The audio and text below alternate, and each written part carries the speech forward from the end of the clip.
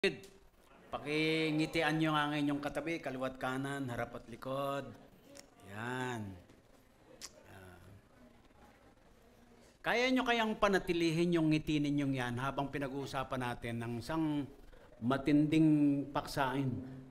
All are under sin and are accountable to God. Nakangiti ka pa rin kaya matapos itong mensahe. Seryoso no? Seryoso. Pero mga kapatid, sa simpleng paraan, ginugusto natin na mula sa ating mapag-uusapan ngayon, maglarawan sa atin ng buhay sa mundong ito.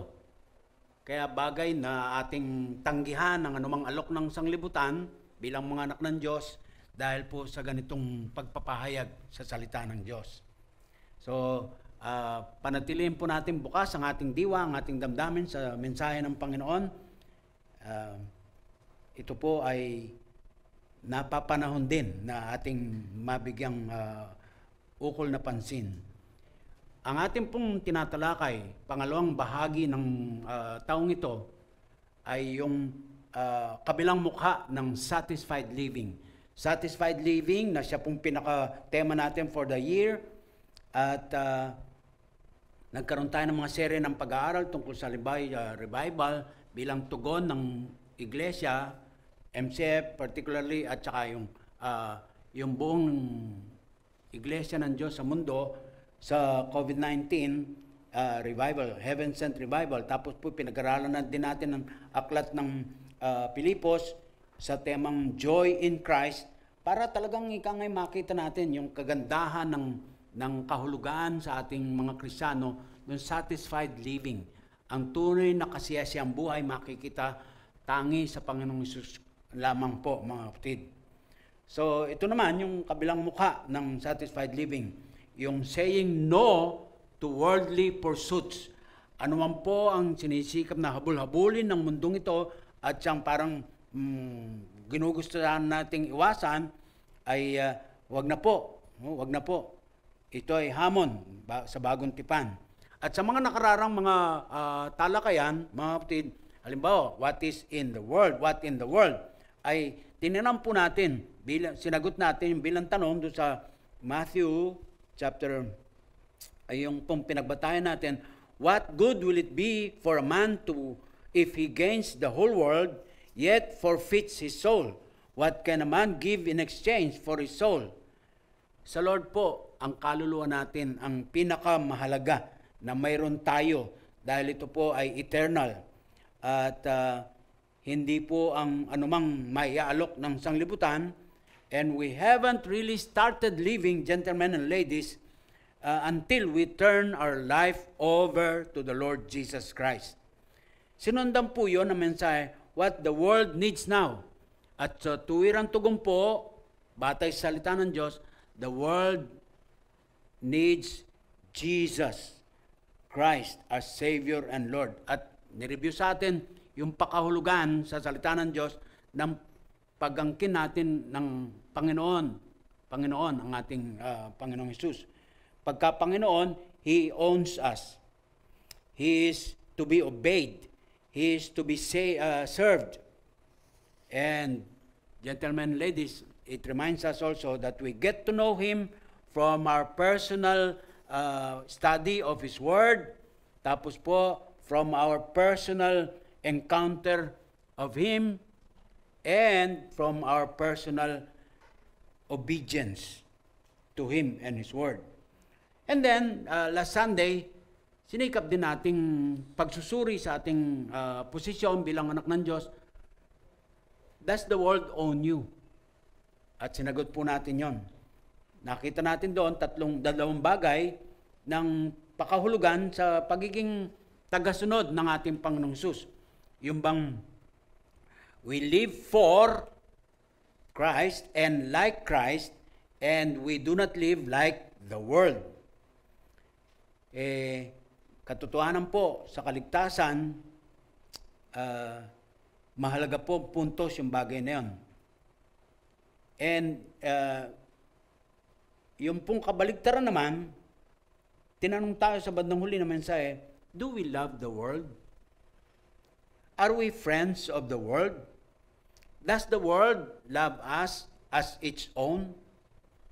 But we declare with full conviction in our hearts, Jesus owns me.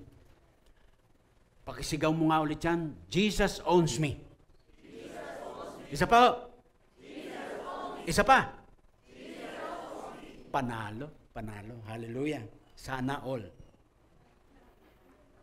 At ngayon pong umaga, mga minamahal, isa pong paglalarawan ang makikita natin sa yung kawalang kasaysayan ng buhay makasanglibutan. Kaya dapat nating tanggihan ang anumang nialok nito sa atin. Natangi po yung ikangay pagkakapanig na natin sa Panginoong Jesucristo bilang ating Panginoon at tagapagligtas, we can now say no to worldly pursuits. Dito po nagugat lahat. Ayon po sa Roma, Kabanatang 3, talatang 9 hanggang 20. In fact, para sa kabuuan ng section na to, ay titingnan po natin yung unang mga nabanggit na po sa Pablo, beginning with chapter 1, verses 18 hanggang 3, verse 32. Yung po yung unang section ng pag-aaral dito sa aklat ng Roma, na ang pangunahin pong mensahe na pinapahayag, all are under sin and are accountable to God.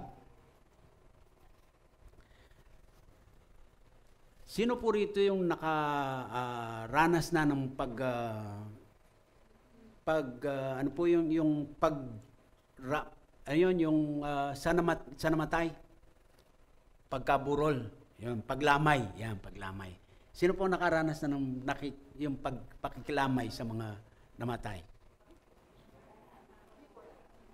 Di po ba, na-observe nyo, karaniwan, ang isa sa mga linya na nababanggit sa mga ganong eksena, nasa mas mabuti na siyang kalagayan. Hindi na siya naghihirap. Yan. Ewan ko lang kung madalas din ba nating narinig, nako, siguro sinusunog na yan sa impyerno ngayon. Pero alin po mas gusto nating marinig? Di ba? Yung una, nasa mas maganda na siyang kalagayan. Gaano man matuturing na ang isang tao po ay anti-God, an anti-God person, when he dies, he always seems to be in a better place, heaven. Kala natin, ganon. Kahit nas dito sa buhay niya dito sa mundong ibabaw, talagang pasaway ang taong ito. Pero finally, nung siya'y nakaburol, sasabihin natin, okay siya sa kabilang buhay. Tila hindi po tama, hindi po totoo. We think we are basically good and deserving heaven. Sa usaping theology, yung po ang taguri po na universalism. Kumbaga ang pananaw po ng tao sa mundo, lahat ika na may tuturing na relihiyon, ano mo yung mga landas-landas yan, daan. Iba-ibang mga daan, pero isa lang ang tinutungo. Langit pa rin daw. Pero hindi po eh. Hindi po. Iba po ang sinasabi ng banal na kasulatan. Sinasabi ng Diyos mismo. And the strongest, greatest argument for the sinfulness of man is Scripture. Salita ng Diyos. Hindi po natin yung mababasa sa anumang curriculum sa mga eskwelahan natin pinapasukan. Mula sa kapaslitan ng ating mga anak hanggang doon sa mga doctoral degrees nating naangkin, hindi po natin makukuha yan, makikita yan sa curriculum ng mga eskwelahan. In fact, binabawal nga ang pag-usapan yan eh. Naalala nyo, kahit sa Amerika, ang public prayer sa mga eskwelahan, inalis na po. At tayo po parang makikiusap pa sa mga institusyon ng mga pagkatuto para po makapasok at may pagnalangin. Tangi, kasulatan lamang ang naghahayag ng malungkot na katotohanan ito. At ang ating teksto ay isa sa mga most forceful na scripture dealing with what our theologians call total depravity of man. Total depravity of man. Ang kasamaan o pagkamakasalanan ng tao sa kanyang kabuuan. Hindi po lamang ibig sabihin nito ay bawat isa ay pwedeng maging sukdulan ng sama o magpapakasama hanggang magagawa. Hindi po lamang iyon ang kahulugan. Sa halip, nangangahulugan din po ito, mga minamahal, na naapektuhan ng kasalanan ng bawat sangkap ng ating buong katauhan, ng ating buong buhay, at sa gayoy walang magagawang anuman ang sino man para mapahalagan siya at makaharap sa banal na Diyos. We, without exception, are totally depraved. The sinfulness of man, tangi po mababasa natin sa kasulatan. Saklaw po ang ating teksto na siya nga pong huling saknong nung ating section na yon mula sa chapter 1, 18 hanggang 3, verse 20, makita po natin. Ito po yung pinakatema. Nagsimula dun sa verse 18 ng chapter 1, the righteousness of God. Ang katwiran ng Diyos. At ang tanging paraan na maangkin ang sino mang tao sa babaw ng mundo, maangkin ang katwiran ng Diyos, kaligtasan, sa pamagitan lamang ng ating Panginoong Kristo. The theme of the whole book of Romans ay makikita natin doon sa chapter 1, verse 17, na nagdideklara po ng katwiran ng Diyos. Ang sabi po dyan, mga kapatid, for in the gospel, a righteousness from God is received, a righteousness that is by faith from first to last, just as it is written. At yung pong phrase na yon, just as it is written, ibig sabihin po, matagal nang nakatala, isinulat na noon pa. Hindi na po pwedeng burahin pa ang isinulat na yon. Just as it is written, the righteous will live by faith. Hallelujah. Matapos po siyang magpakilala sa kanyang mga sinulatan, yun po yun sa chapter 1, 1 to 17, sino itong sumusulat sa kanila na marahil hindi pa po nila na-meet personally itong si Apostle Pablo, mga Christian sa Rome. Pero ang dami na po nilang narinig tungkol sa exploits at saka mga sakripisyo ng mamang ito sa paglalayag, parito, sa anumang parte ng mundo na kanya pong napupuntahan for one purpose, spreading the good news of salvation through Jesus Christ. Paano maging matuwid sa harap ng Diyos sa pamagitan ni Kristo at ni Kristo lamang. Ginusto ng mamang ito na makarating po sa Rome. Kaya sinulatan niya, mga Christian sa Rome, para po ikangay the possibility ay makatulong niya, makatuwang niya doon sa paglalayag, paghahayag pa ron ng mabuting balita ng kaligtasan. Considering the fact na ang Rome ang siya pong tinuring na gateway sa known world nung panahong yon. Pagka kayo napunta ng Rome, bukas na po ang pintuan para sa kabuuan ng kalaganapan ng mundo. Naalala niyo yung Acts 1:8? Ang sabi ng salita ng Diyos, you shall receive power when the Holy Spirit has come upon you, and you will be my witnesses both in Jerusalem and in all Judea and Samaria and to the other parts of the world. Ito na po, nakaabang na ang Pablo. So, sinulatan po niya ito, mga Christian sa Rome. And again, with the fulfillment of the Great Commission in Paul's heart, to win people to the Lord and Savior Jesus Christ, sabi niya, I am a debtor. I am eager. I am not ashamed of the gospel because it is the power of God that saves people. from their sins. He wanted people to know, even through this letter. Ang sabi ni Warren Wiersbe sa kanyang sulat, komentary sa aklat na ito, be right. Maging matuwid. Be right. Being right with God, with yourself, and with others. At ang pinakapakita po sa aklat na to, the righteousness of God received by faith, only by faith, makes it possible for man to live right. So sabi niya, be right. Be right.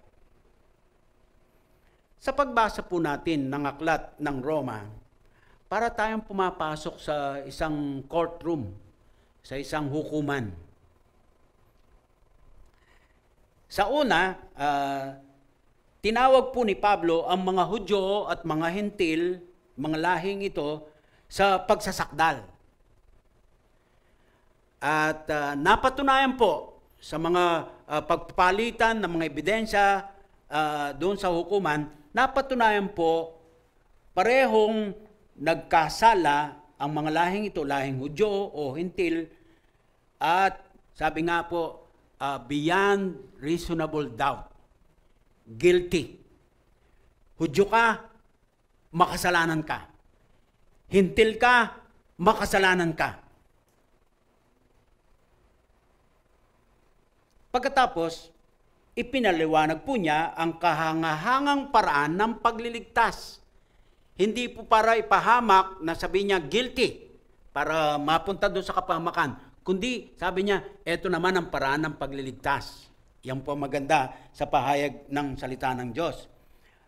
Kahangahangang paraan ng kaliligtas, yung pong pagkamatuwid sa Panginoon. Justification by faith. At the same time, sinansala ang mga nag-aakusa sa kanya bilang tagapagtanggol ng Kristyanismo at mula po rooy naglunsad, naghahayag. At yung pong kabuuan ng aklat ng Roma, ano ba ang ibig sabihin ng matapos mong kilalanin si Kristo na yung Panginoon tagapagligtas, magsisikay sa iyong mga kasalanan at pwedeng mabuhay ng katwiran, yung tunay na buhay Kristiyano. Yan po yun, mga kapatid. At sa ating tema, yung tinatawag nating satisfied living. At ang Romans chapter 1, verse 18, na kung paano sinabi po rito, the wrath of God is being revealed from heaven against all the godlessness and wickedness of men who suppress the truth by their wickedness and so on, is the door that leads us into God's courtroom. Nasabi na nga po natin, ang tema ng Roma ay the righteousness of God. Pero, kinailangan pong magsimula si Pablo para talakayin po ng buong linaw yung righteousness of God. Nagsimula po siya sa ideya ng unrighteousness of man. Ang paksa niya, righteousness of God. Pero ang pasimula niya, ang kawalang katwiran ng tao. The unrighteousness of God. Of man, I mean. Dahil, buong linaw po, sinasabi ng aklat ng Roma, hanggat di aminin o tanggapin ng tao na siya'y makasalanan, hindi nito mapapahalagahan ang mabiyayang pagliligtas ng Diyos sa pamagitan ng Panginoong Jesucristo. Matapos mong malaman na ikay makasalanan, tanggapin mo yon at magsisi ka, then tatanggapin mo mabuting balita ng kaligtasan. Ganun po ang ninasang gawin ng Apostle Pablo. Repent and believe Jesus Christ as the only way unto salvation or living righteously. Tunghayan po natin. Ang unang mga bahagi po nito, mabilisan lamang bago po yung pinaka-teksto natin sa umagang ito. Let's begin with chapter 1, verse 18. At kung baga po, hindi natin mababasa pa isa-isa yung mga talata, pero naka-outline po naman anong mga referensya ito. The Gentile world is guilty. Una. The Gentile world is guilty. Nagsimula ang tao, pahayag ng kasulatan, ng matayog ang lagay. The man is created in God's image. Imago Dei. At bawat sinisilang sa mundong ito, mayroon pong tatak ng Diyos, wangis ng Diyos. Ganun po ang simula ng tao, matayog. Ang nangyari po,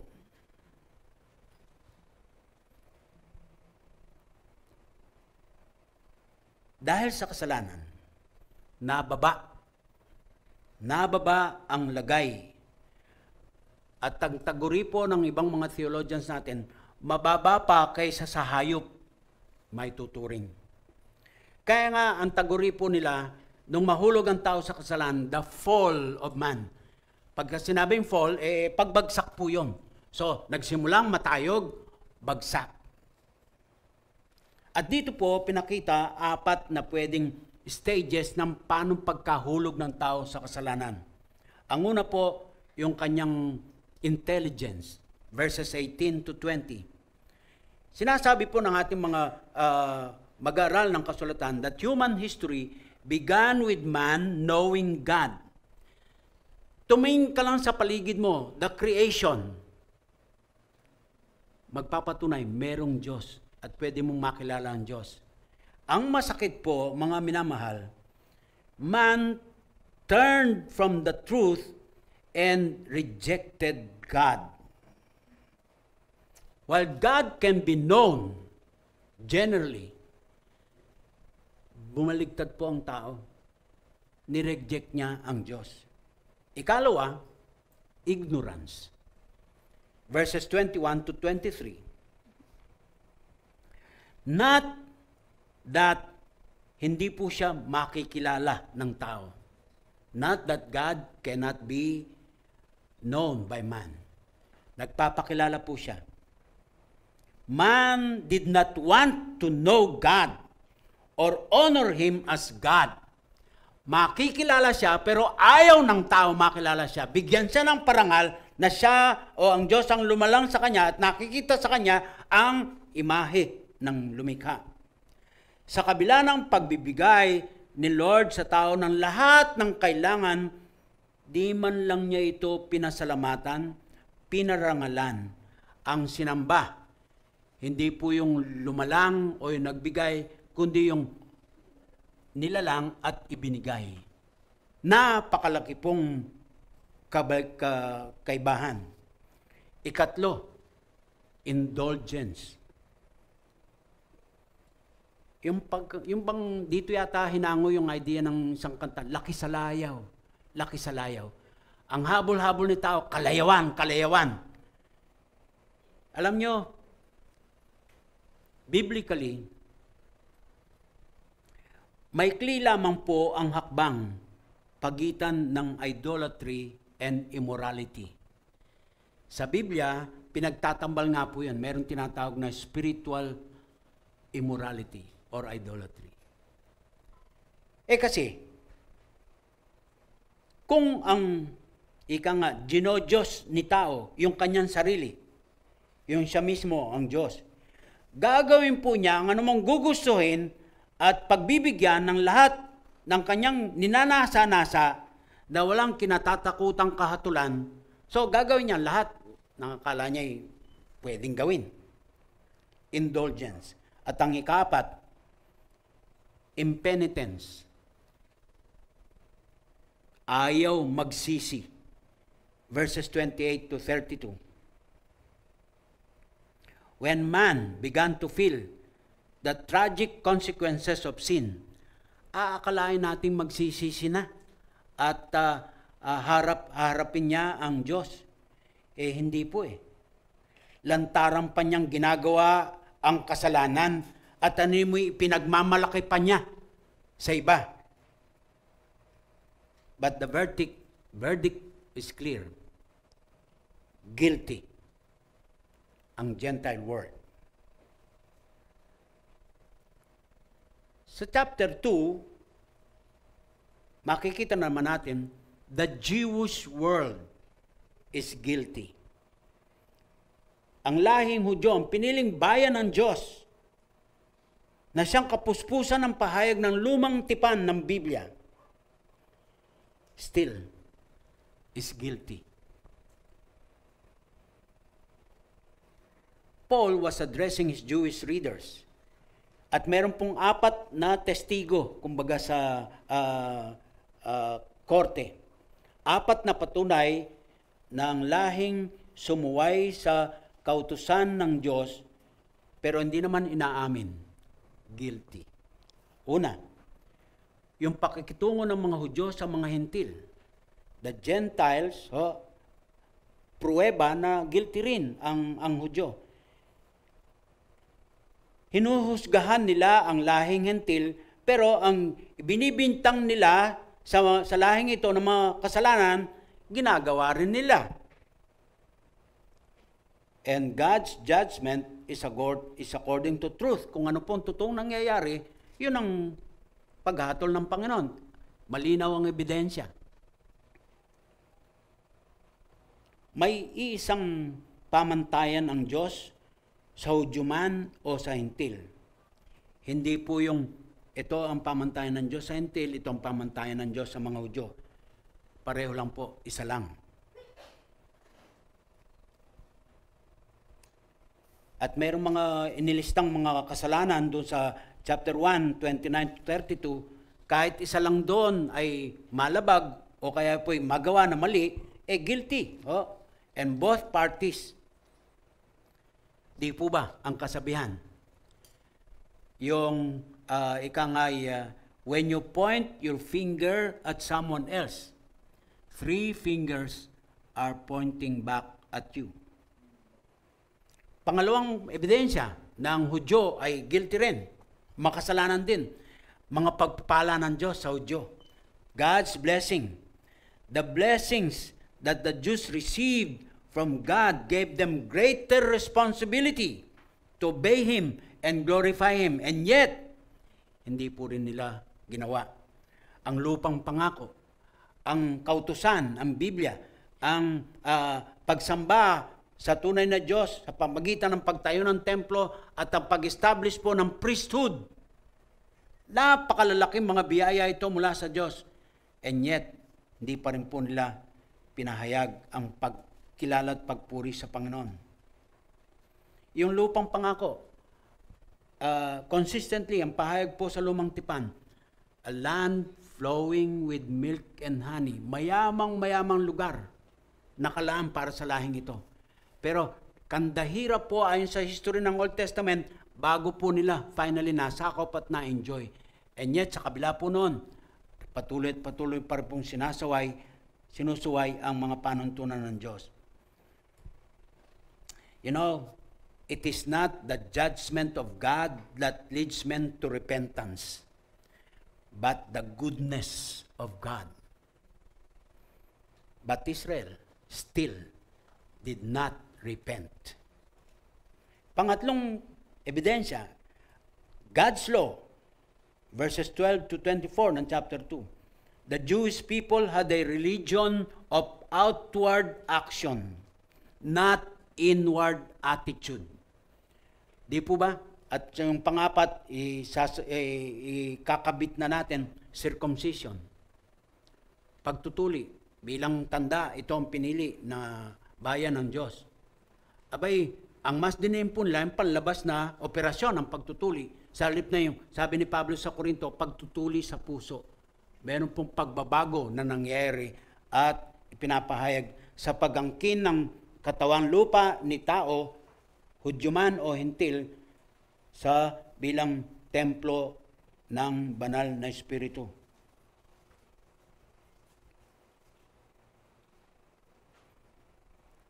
Ang sabi nga po parang pwede nating banggitin.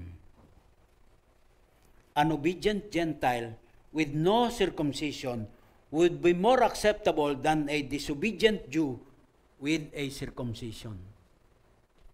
Guilty rin po ang Hudyo. Sa chapter 3, 1-8, bago po yung ating teksto ngayong umaga, nagtatala po ito ng parang meron pang gumustong humirit. Nakita na, pinatunayan na ng kasulatan, the Gentile world is guilty. Pangalawa, the Jewish world is guilty. Abay, mayroon pang gustong humirit. Dagdag pang ebidensya, sabi nila. 3 tanong na sinagot po. Una, what advantage is it to be a Jew? Pagka kay Hudyo, anong kalamangan mo? Sagot, every advantage, especially possessing the Word of God. Lamang ka, pero guilty ka pa rin. Pangalawa, will Jewish unbelief cancel God's faithfulness? Sagot, absolutely not. Instead, it establishes it. Pangatlo, if our sin commends His righteousness, how can He judge us? Sagot, we do not do evil that good may come of it. God judges the world righteously. Makatwiran, makatarungan ng Diyos. At wala pong pwedeng kiling dito, kiling doon. Sabi po ng salita ng Diyos, to God, there is no favoritism. And so we come to chapter 3, 9 to 20. Obvious na po ito. Kung ang Gentile world ay guilty, ang Jewish world ay guilty, obviously, the whole world is guilty. Ano pong title ng ating message? All are under sin. At yung salitang under sin, parang meron pong bigat na nakadagan sa iyo. At hindi ka basta makawala diyan. Hanggang sa punto na para bang namanhid ka na doon sa sakit na nararamdaman mo na meron dumadagan sa yung sobrang bigat, abay unti-unti mong nagugustuhan na, nasisiyang ka na doon sa kalagayang yon. At natali ka na, nakulong ka na. At tanging si Kristo ang makapagpapalaya sa iyo sa ganong kalagayan. The whole world is guilty.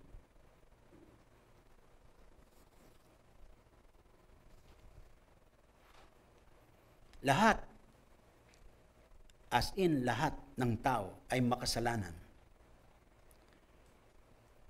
Ang pagkasulat po dito ni Pablo, ang dami niyang quotations from the Old Testament. Ibig sabihin po mga kapatid, mapalumang tipan, bagong tipan, makita natin ang argumento at walang makakapasubali, makasalanan ang lahat.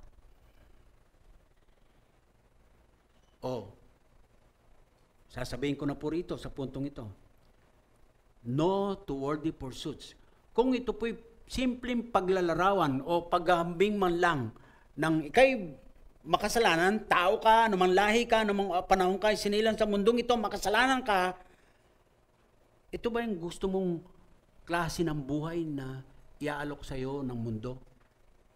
Abay, hindi po dapat. Hindi po dapat.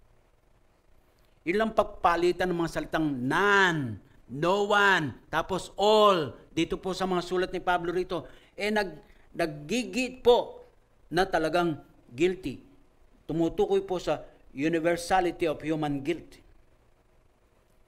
Halimbawa, ang unang quotation ni Pablo ay makikita po sa mga awit 14.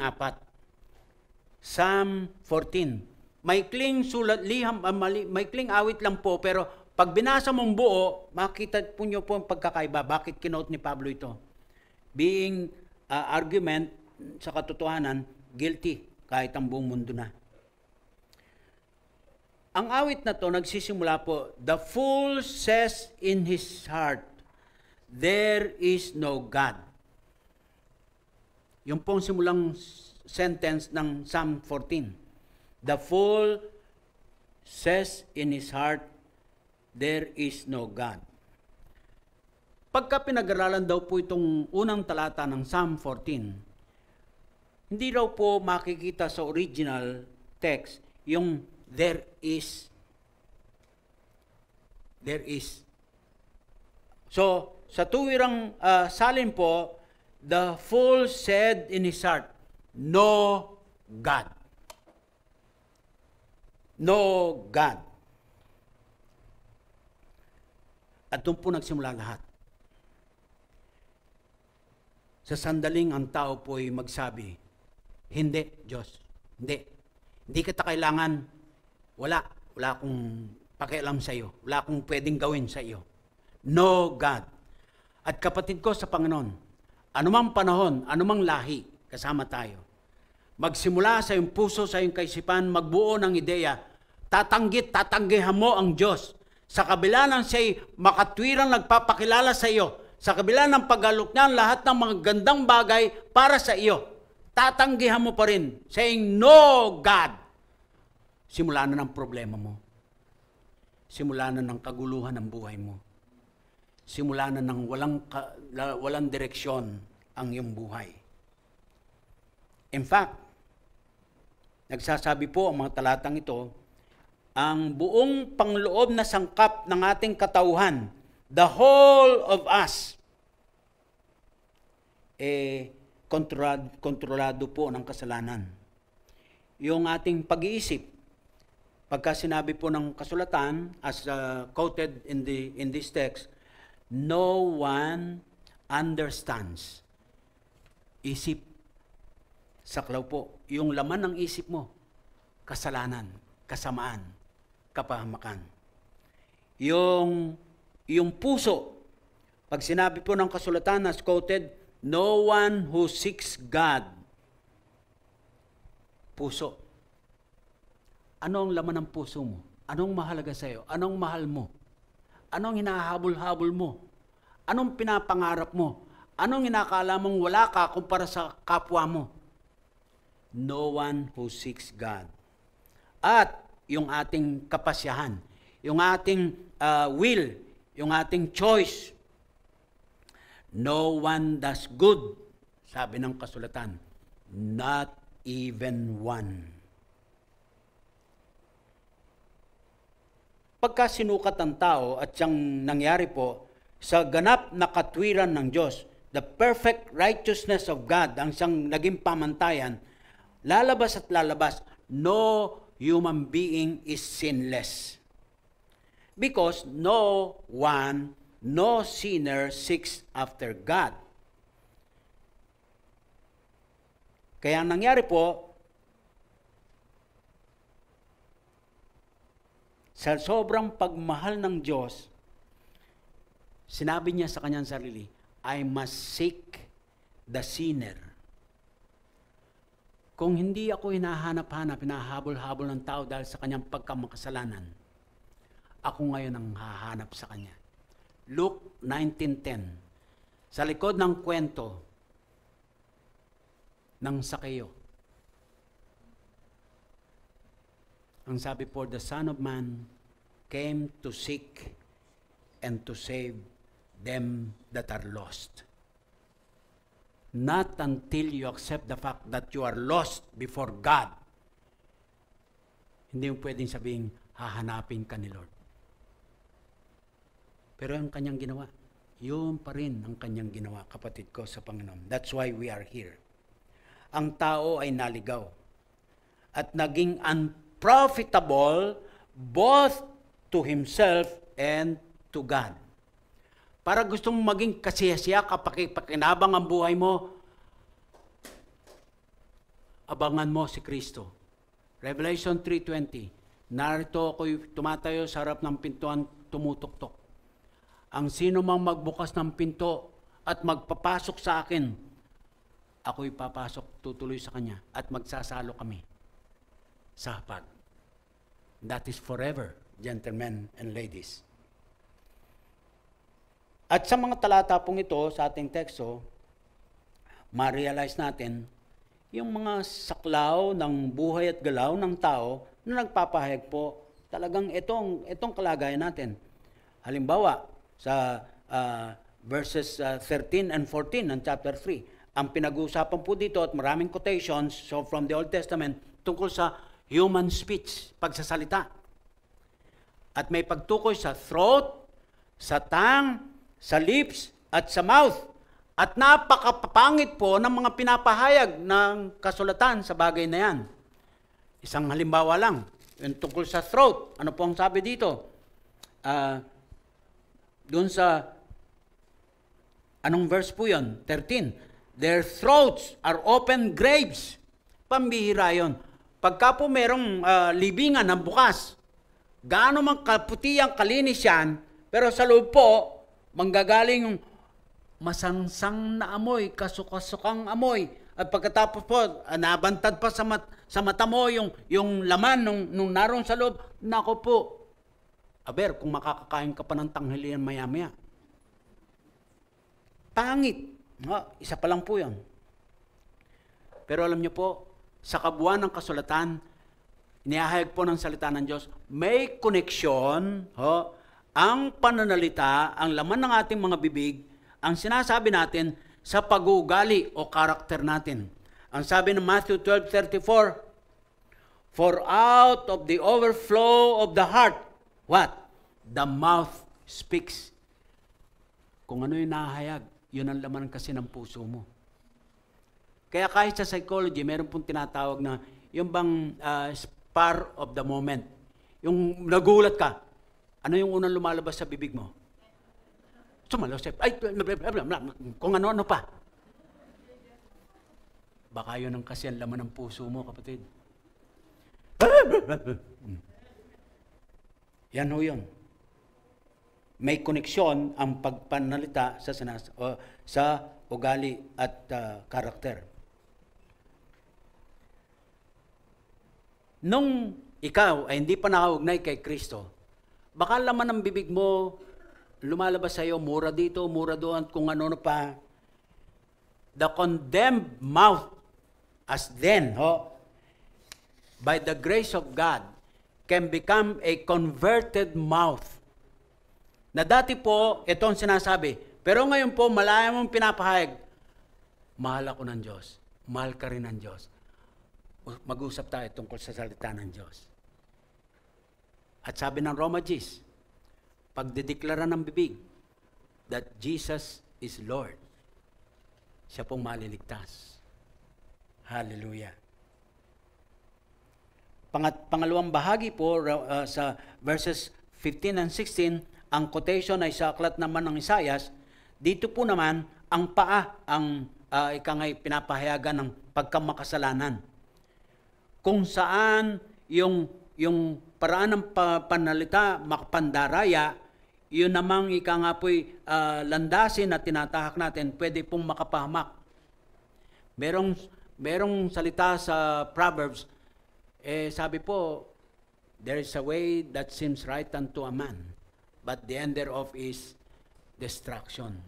Dati ang mga pa mo dito sa direksyong ito, kasiyahan, kagandahan, at kung ano pang mga pinapangarap mo, katulad ng pagkumpara mo sa sarili mo sa iyong kapitbahay o kaopisina o sino pa man. Pero ang dulo pa lang, kapahamakan. Pero pagka ikay naugnay kay Kristo, ano pong taguri ng Biblia sa mga paa ng mga Kristiyano nagdadala ng mabuting balita ng kaligtasan? How beautiful are the feet. Yung mga paa naggagandahan. I-edit nyo lang po yung bahaging ito ng mensahe. Pero buong pagmamalaki ko po, isang bahagi ng physical na kalagayan ng aking nuknukan ng gandang misis. Tingnan yung mga paa ni ate. Talaga pong mapapa-in-love ka talaga. Ganda ko naman. Paa pa lang ho yung paa. In-apply ho sa spiritual. Given the opportunity sa ate na po, evangelist yan. Pagka merong naging kaibigan, ang kasunod po nun, sharing the gospel. Sharing the gospel. How beautiful are the feet. Na-convert na kasi, na-transform na. Yung paa mong marumi dahil sa kung saan-saan nanggagaling yan, sa kasino, kung saan pa man. Ngayon, paa na nagdadala ng mabuting balita ng kaligtasan. Paa, dati-rati ang dala-dala, akbang ng kasalanan, kapahamakan. Pero ngayon, iba na. Pangatlo, sa verse 17, isip naman, isip, ang may pagtukoy. pati na po laman ng isip.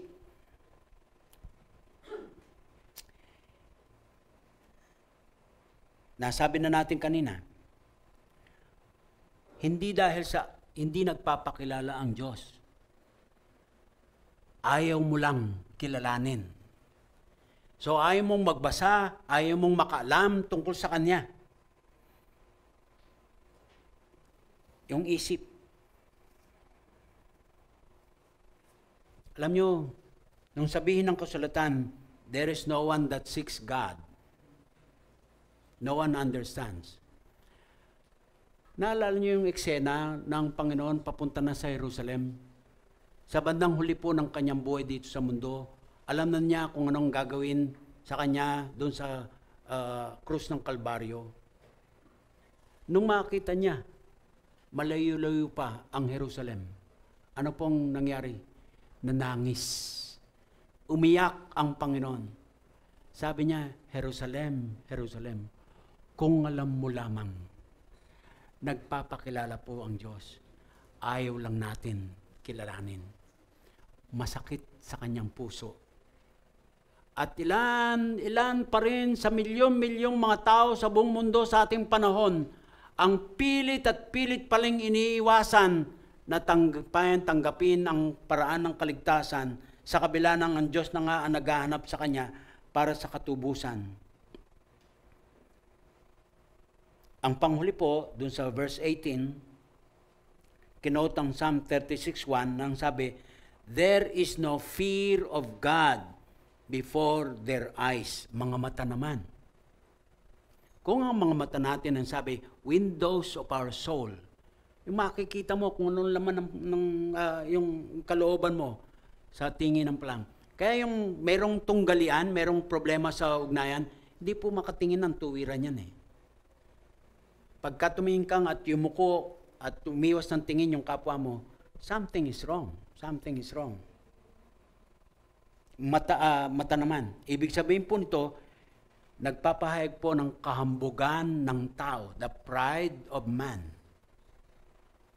So, sa kabuuan po mga kapatid, mapa Old Testament o mapa New Testament, the entirety of the Scripture lead to but one conclusion. The whole world is guilty before God. Maaring merong gustong maka-argue pa, pero sabi po ng isang talata, matitikom ang lahat ng bibig. Wala nang argumento pang magiging sapat. At yung pong salita na therefore sa verse 20 ng ating pinag-aaralan, ang sabi dito, therefore, no one will be declared righteous in his sight by observing the law. Yun daw pong therefore, pag pinag-aralan sa original language ng Greek New Testament, pwede daw po itong isalin na because. So pagbabasahin natin mula sa 19, ang sabi po, now we know that whatever the law says, it says to those who are under the law, so that every mouth may be silenced and the whole world held accountable to God, because no one will be declared righteous in His sight by observing the law. Ang kaparaanan po ng kaligtasan sa pagiging makasalanan, hindi po yung pagsasakatuparan ng kasulatan, ng kautusan. Ang kagandahan po rito,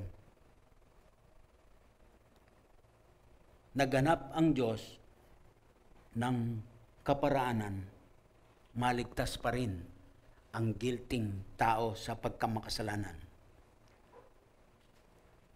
Kinailangan po na makahanap ang Diyos ng ibang daan. At ang ibang daan na yon, in fact, the only way. Kaya merong tamang daan, merong tanging daan, ano po yun, dating daan. Pero ang kasulatan, malinaw na sinasabi, ang tanging daan. John 14:6. I am the way, Jesus speaking, the truth and the life. No man comes to the Father but through me.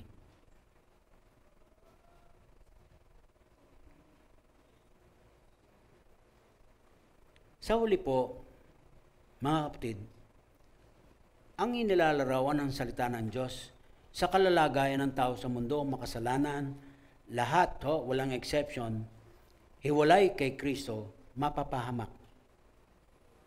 So, gusto mo pa bang habol-habulin ng sa larawang yan ng makamundong pamumuhay?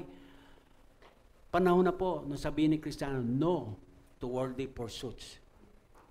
At ika nga po,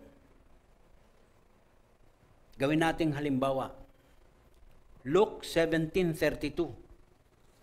At dito po tayo matatapos bilang challenge natin. Luke 17:32.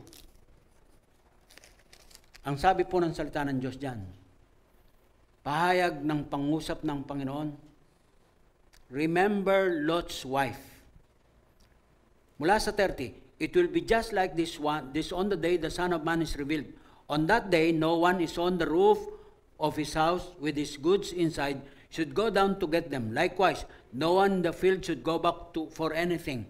Then sinabi niya, remember Lot's wife. Ano po ang kwento sa likod nito? Sa lumang tipan, sa Genesis, ililigtas po ng Diyos sa kapahamakan ng pamilya ni Lot. Ang habilin ng anghel ng Panginoon na dumating sa kanila para iligtas sila sa kapahamakan, takbo kayo. Huwag nang lilingon. Walang lilingon. Di, madali sabi, sunod po lang. Takbo.